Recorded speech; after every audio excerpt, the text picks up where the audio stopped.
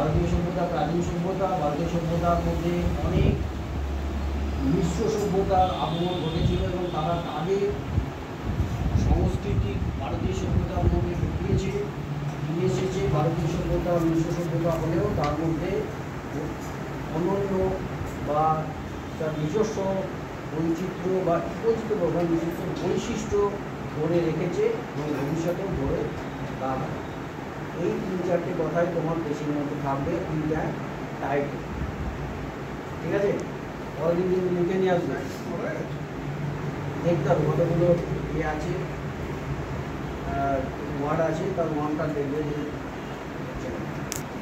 তো পেশি লেখা আমি বারবার বলছি, আজকে বুধবার তুমি বাড়িতে গিয়ে একটা পেশিটা লিখে দিলে যে তোমার দায়িত্ব শেষ হয়ে গেল, এটা কিন্তু নয়।